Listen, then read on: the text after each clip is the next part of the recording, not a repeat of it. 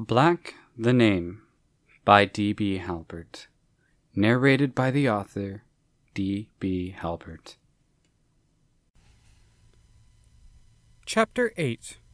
Where? Darkness around them in every direction.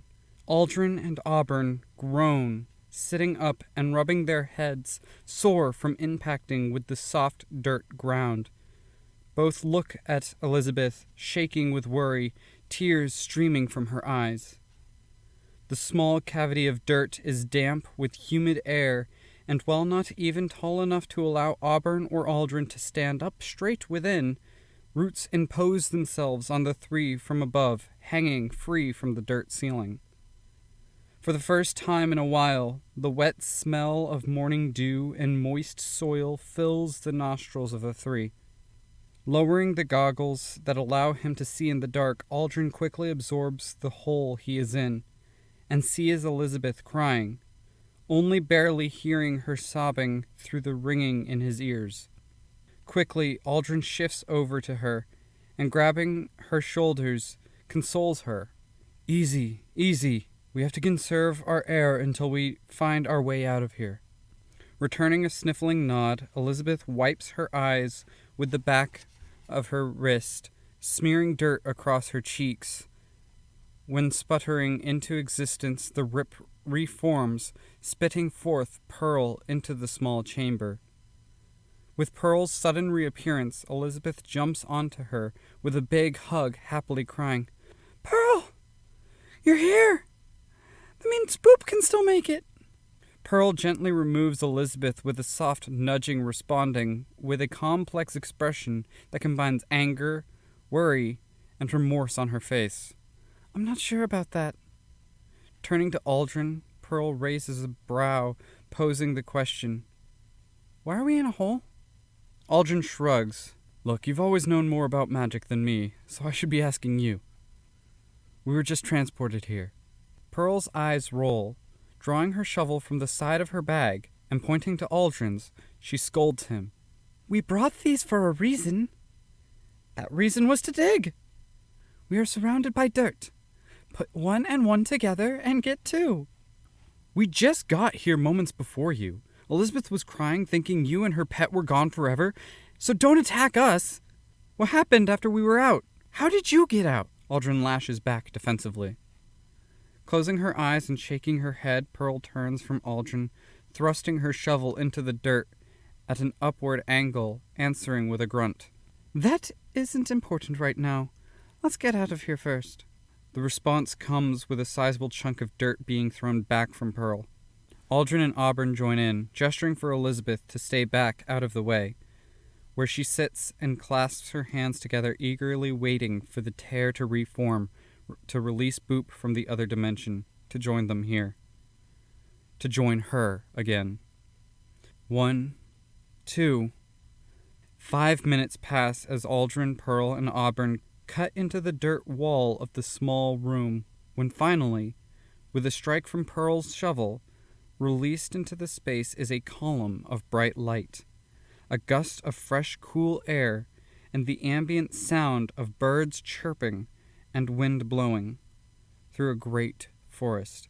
Their efforts bearing success energizes the three, pushing their shovels into the dirt with increased vigor, quickly breaking the edge of the small hole, causing it to grow.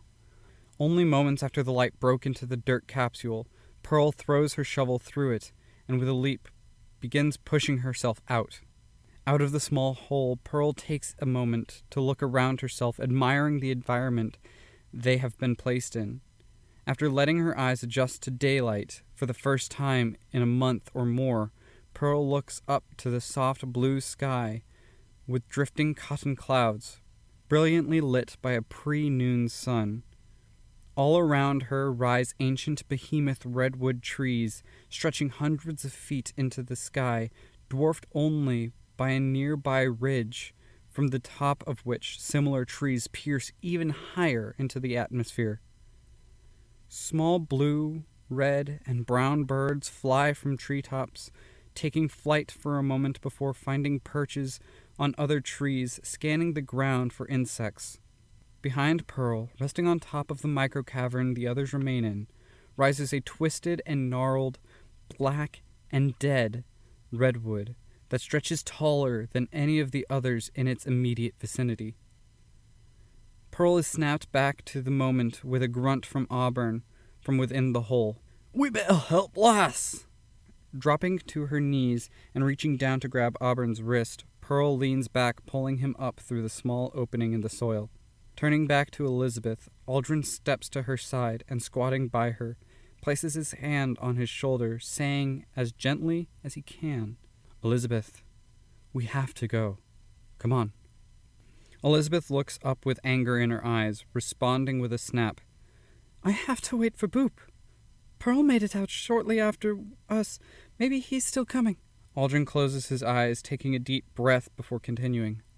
"Elizabeth, the other three of us have to keep moving, and you can't tell me that you would survive long on your own in an unfamiliar area. Boop's power was the reason you shot over us, correct?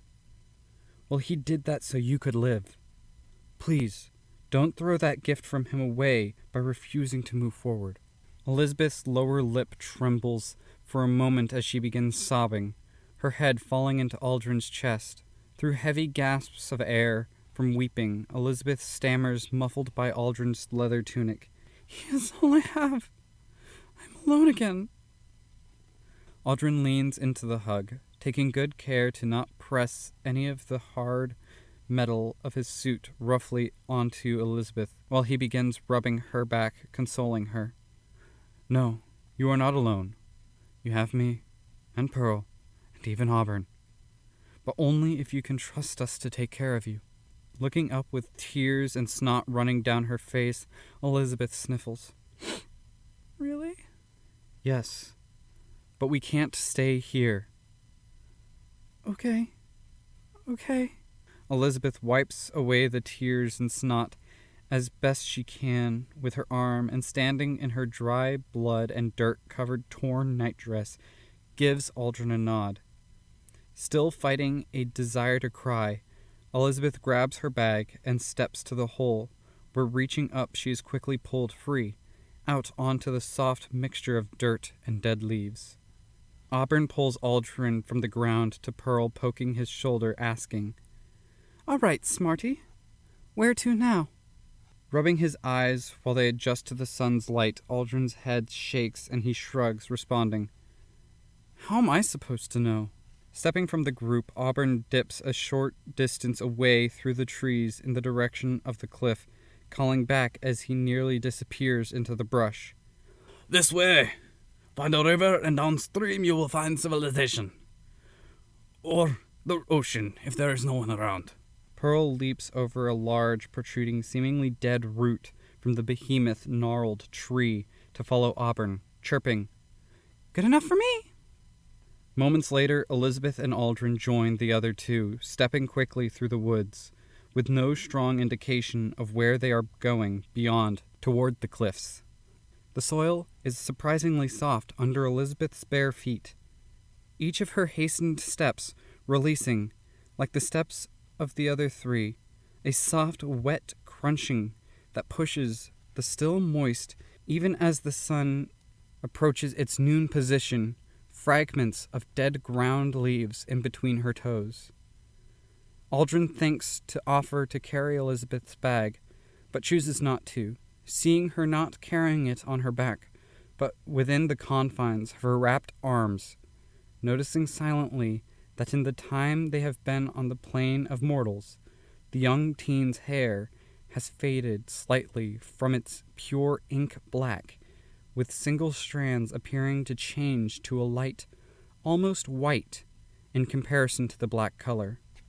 After just under half an hour of pathing through the great forest, the base of the cliff finally reveals itself through a wall of bushes and releases the, slightly winded from Auburn's pace, group into the clearing. Auburn puts a hand to the others where he enters the space, taking a slow step back to the bush, yelling in a whisper, "Wait! It's too quiet." Pearl steps forward with a look of confusion to Auburn's side, retorting, "It should be. We're alone." "Not what I mean. Normally entering a clearing sends the scavengers of an environment scurrying away. Birds should have taken flight when we broke into here. Auburn continues, pulling his bow from his back with another slow step away. Aldrin and Elizabeth pushed through the bush, joining Pearl and Auburn.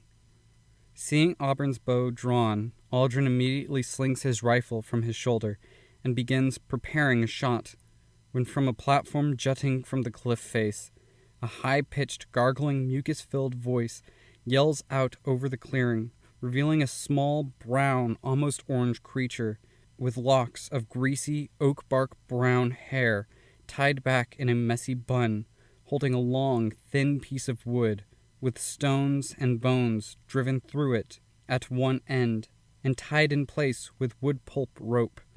The figure peering down points at the four, ushering a mob of other similar creatures to burst from the trees and small hidden pits in the clearing, carrying small spears and rudimentary bows, all yelling angrily, charging for the group. Pearl whips from her hip her rapier, shouting back to the others as she leaps forward.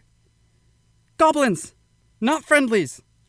Similarly, Auburn takes action, drawing back 2 arrows and releasing them. He kills 2 of the little fleshy beings before he jumps to the side to take a flanking angle. Aldrin gestures to Elizabeth to get behind him as he takes aim. His shot fires out with a ringing, thunderous clap that sends birds from branches further out from the clearing into the air, taking flight, panicked, and following Aldrin's direction, Elizabeth steps behind him, clenching her bag in her fists, tightening with an anger growing within her, directed at the creatures. Almost simultaneously with the blast, a spray of sparks bursts from the cliff face. The bullet, missing its mark, instead ricochets off into an unknown direction. The goblin on the cliff's side looks at the shower of sparks from Aldrin's rifle shot, and snapping his gaze back directly in Aldrin's direction, yells out again in what seems to be gibberish, raising his stick into the air. The same instant, the stick rises, roots punch through the dirt beneath Aldrin, ensnaring his wrists and pulling him hard to the ground. The annoyed anger in Elizabeth's eyes becomes rage, watching Aldrin forced to the ground, and dropping her bag, the small girl runs off around the skirt of the clearing, with Aldrin calling to her as she goes. "Elizabeth, where are you going?" Pearl draws her blade from the chest of a goblin she struck with it, which drops to the ground gurgling, and she looks over to see Elizabeth running from Aldrin's position, with intense, focused anger in her eyes when she feels a sharp sting from the tip of a spear pierce her thigh. Looking down at the grinning goblin successful in his attack, Pearl grunts at him in pain. "Little bugger!" punching the small brown orange impish being in the face. Auburn releases another 2 arrows that throw a goblin each from their feet onto the ground, twitching. Turning to the others, Auburn's eyes catch Pearl's right jab, knocking a goblin from its feet, before focusing on Aldrin trying to free himself. Seeing the situation and barely noticing Elizabeth approaching him, Auburn draws another arrow, releasing it into another goblin as more begin to appear from behind the one on the cliff, leaping to join the fray. In between Auburn and Aldrin, Elizabeth stops, planting her bare feet in the soft grass, digging dirt up with her toes, and with fists clenched, the air about her begins to twist and toss, throwing her mostly black hair out and around, wildly whipping in all directions. Instinctively, Elizabeth's hands twist and dance through the strange signing gestures, drawing magic from an unknown source to their will. Black void energies, more apparent in the light of day, glow around Elizabeth's hands, sending out vacuous tendril discharges of the dark energy like tentacles, which strike the ground around her, leaving small trenches where the grass and dirt that was present simply ceases to exist. After only a handful of seconds of drawing strange energies to her will, something she didn't know she could do, or would do, and acting almost through the control of another being silently using her as a vassal, her arms extend, turning in the air as though opening a valve with ease. Upon the cliff, behind the apparent leader, a low thud drums out as the black object that is both a sphere and flat disc simultaneously forms. The one goblin turns back to look confused at the sudden creation, which pulses like something on the other side is trying to break through, sending out waves of pressure, causing the wind around it to begin to spiral and twist like it does around Elizabeth, when silently the disc shatters like glass, allowing the void energies and milky black tentacles to pour out, filling an undulating sphere 40 feet across. The sudden appearance of the unknown magical sphere halts all the goblins, which stare back at their stick-bearer, consumed by pure black, before turning to Elizabeth, who still stands, releasing surging energies from her hands into the ground, with the wind around her swirling violently. With a new ferocity, the pack of small creatures yell in unison before they change their paths from Auburn, Pearl, and Aldrin to Elizabeth. Pearl, with a slight limp, takes advantage of the distraction, trotting past 2 more goblins, laying them to rest with her blade. Similarly, Auburn releases 2 more arrows in the commotion, striking again a goblin down with each. Again, almost a passenger in her own body, Elizabeth's hands begin a new dance, drawing with the black energy. In the air before her, a small circular glyph, which shifts itself to be between Elizabeth and the nearest goblin, who leaps into the air, spear ready to strike.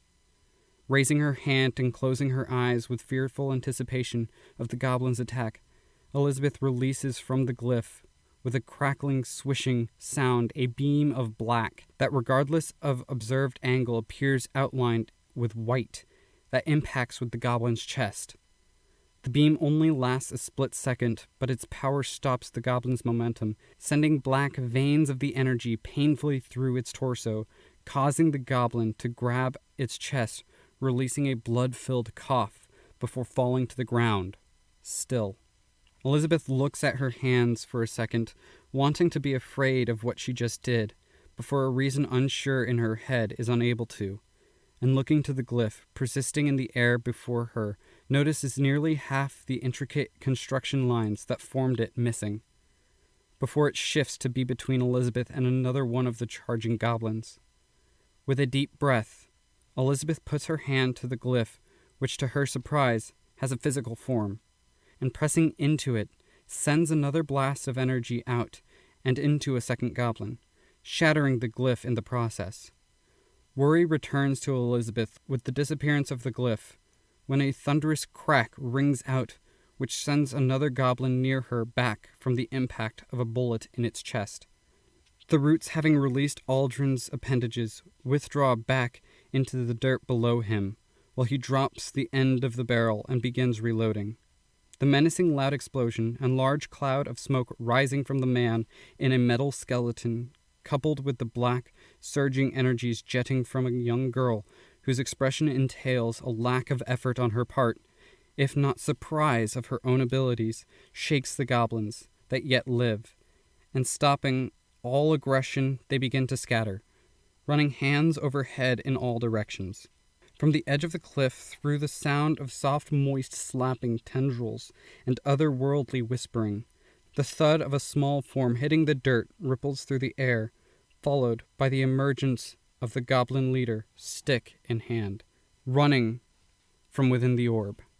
The last few tendrils slide from his shoulders, leaving more fresh scour marks to match the handful of others all across his body that weren't there moments ago, which almost as soon as the tendrils are away, puff up in pus-filled blisters that painfully begin seeping.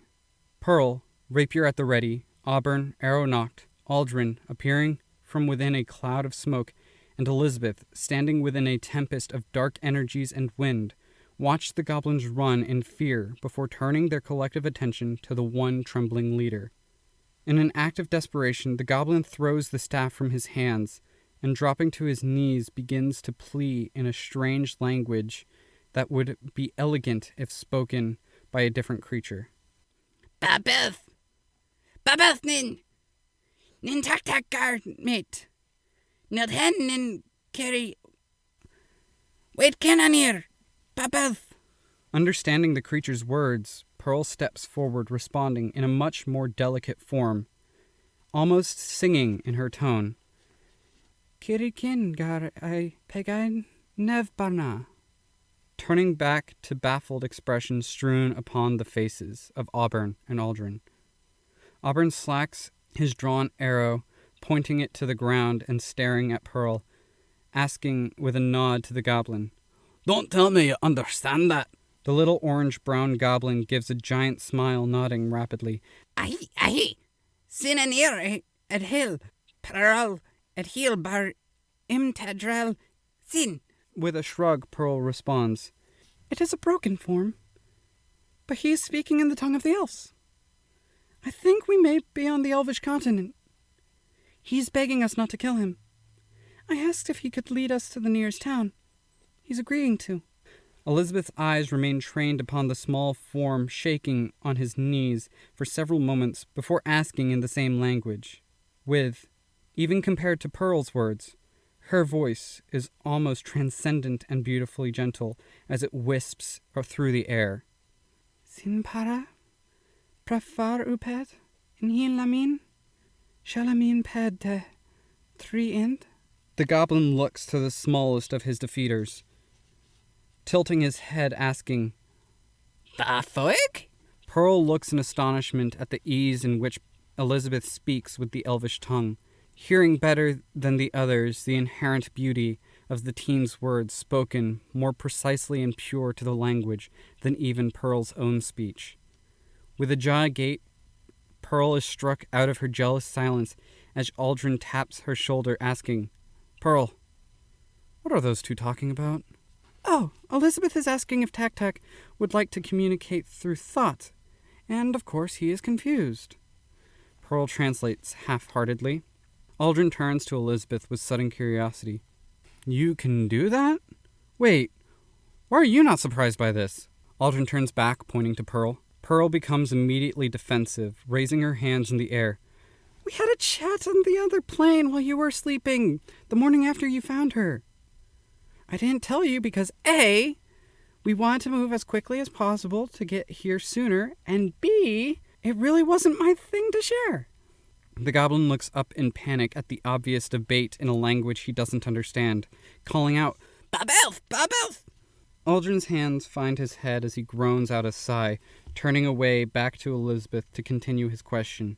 I have so many questions on how it works, but how many people can you communicate telepathically with at any given time? Elizabeth shrugs with a contemplative look in her eyes. I don't know. Do you think you can broadcast his thoughts to us and vice versa, so we can all communicate with him? I can try. Auburn, who during the entirety of the conversation about telepathic communication has been steadily becoming more uncomfortable and angry for being near Elizabeth, exclaims at Aldrin's requisition of Elizabeth, Nope, you're staying out of my head. Elizabeth looks with a snap, throwing her hair, filled with even more nearly white strands, scattered throughout to the side, to face Auburn, her eyes wide with worry she has done something wrong. All right. Looking back to Aldrin, Pearl, and Tak-Tak, Elizabeth gives a nod, saying, Here goes nothing. A second passes before in the head of the three they hear softly echoing, Elizabeth's voice passing through their minds. Hello? Aldrin and Tak-Tak look in surprise, eyes wide at Elizabeth. The foreknowledge of what Elizabeth was going to try to do is not even close to enough to prepare them for the feeling of a secondary presence within their mind beyond their own. Pearl's eyes close as she puts her hand to her head, sending a second wave of panic into Aldrin and Tak-Tak, as, though not even remotely as domineering within their minds, her voice softly echoes in their heads. Does this thing even go back to you, Lizzie? Elizabeth turns to Pearl with a smile, lips unmoving, and responds, causing a feeling of joy to take perch within all three of the others as her emotions are placed within them. Seems like it does. If I'm correct, the other two should also hear you. A look of growing panic struggles against a smile on the goblin Tak-Tak's face, the two emotions feeling as though they are both genuinely his own, He responds, the echoes still filled with a growling gurgle. You are in Tac-Tac's head. How? Aldrin regains his composure, forcing down the smile, not knowing if the glee he is feeling is his own or some side effect of a mental link such as this. He responds, sending his voice echoing to the others. That doesn't matter now. You express to these two that you possess the ability to take us to a nearby town. Tac-Tac turns to Aldrin, recognizing the tone of the voice from the dispute between Aldrin and Pearl, though the voice seems to be permeating from all around him, and responds, Yes. Tac-Tac show you to elves. If you no kill him. With Tac-Tac's confirmation, Elizabeth's voice rings through the group's collective minds, causing a soft, off-putting feeling in their brains, like they are gently being massaged by grasping tentacles as her voice echoes through. Well then, should we go? Aldrin simply nods, turning to Auburn, who stares at the silent four, sharing looks with a worried glare, expressing, in response to the gesture, You three are creepy. You may be right, but for now we are letting Tac-Tac take us to a nearby town. Pearl shrugs, stepping to and past Auburn, simultaneously sending the thought to the others telepathically. Tacky, get up here. Confidently. Make Auburn feel like the weird one. A smile grows on Elizabeth's face, sending vibes of laughter to the minds of Aldrin, Pearl, and Tac-Tac, impressing upon them the same giggly feeling before she ends the telepathic link. The link broken, Elizabeth feels a small headache throb into existence, from what she believes to be a side effect of the stress associated with her first multi-connection mental conversation. And rolling her eyes in a feeble attempt to ease the feeling of a cranial pressure, she joins Tac-Tac, stepping to Pearl's side, walking from the clearing back into the woods.